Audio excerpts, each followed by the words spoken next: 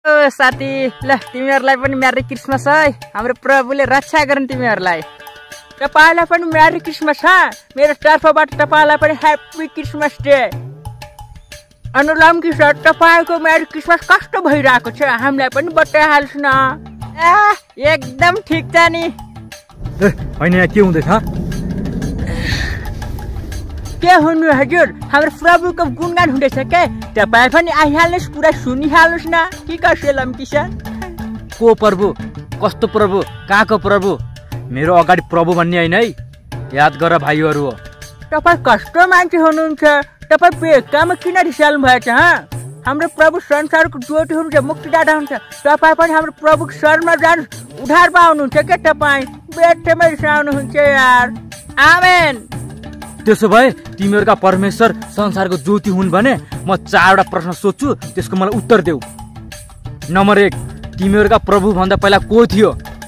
Number 2, जब तिमीहरू केही काम गरिरहेका हुन्छौ तब तिमीहरूका परमेश्वर कसरी हेर्छन् तिमीहरूलाई? नम्बर 3, अहिले परमेश्वर कता हेर्दै हुनुहुन्छ? र अन्तिम प्रश्न, अहिले परमेश्वर के गर्दै हुनुहुन्छ? म दिन्छु तपाईको उत्तर। ल भन्नुहोस्, तपाईको पहिलो प्रश्न के थियो? तिमीहरूको प्रभु भन्दा पहिला को थियो?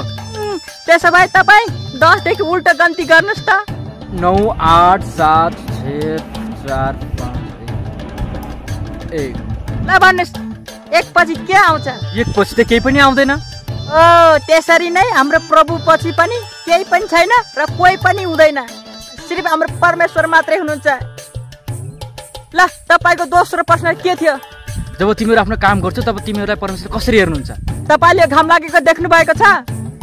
हो, जसरी यो घामले सबैलाई हेरिरहेको छ त्यसरी नै हाम्रो प्रभुले सबैलाई हेरिराख्नु भएको छ। परमेश्वरको नजरमा कोही लुक्न सक्दैन। बुझ्नुभयो? अब भन्नुहोस्, तपाईको तेस्रो प्रश्न के थियो? अहिले परमेश्वर कता हेर्दै हुनुहुन्छ?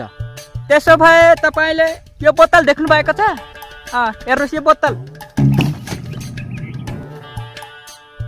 हो। जसरी यो बोतल भुइँमा खस्दाखेरि तपाईँले हेर्नुभयो नि, हो त्यसरी नै परमेश्वरले माथिबाट को मान्छेले के काम गरिरहेको छ, के गर्दैछ भने हेरिराख्नु भएको छ। बुझ्नुभयो? अनि तपाईँको चौथो प्रश्न के थियो? अहिले परमेश्वर के गर्दै हुनुहुन्छ? ल त्यसो भए तपाईँ उठ्नुहोस् त। खै उठ्ने?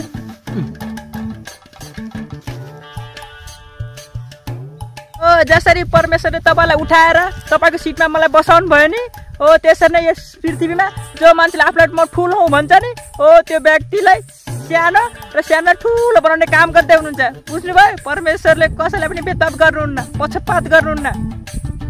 पढ्दा बोल्नु हुँदो रहेछ।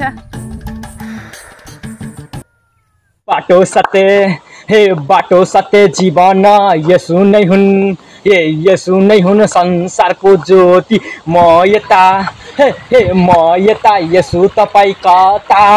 हे म यता खोलाको किनारमा, हे बाटो सत्य, हे बाटो सत्य जीवन यसु नै हुन्, हो यसु नै हुन्। म यता, तिमी कता? हे चाँडो भन, चाँडो भन, म यता। हे बाटो सत्य, हे बाटो सत्य जीवन यसु नै हुन्। उहाँमा विश्वास गरे भने पनि मरेको पनि, हे मरेको पनि जीवित हुन्छ। हे बाटो सत्य, बाटो सत्य जीवन यसु नै हुन्, यसु नै हुन्, हे यसु नै हुन्।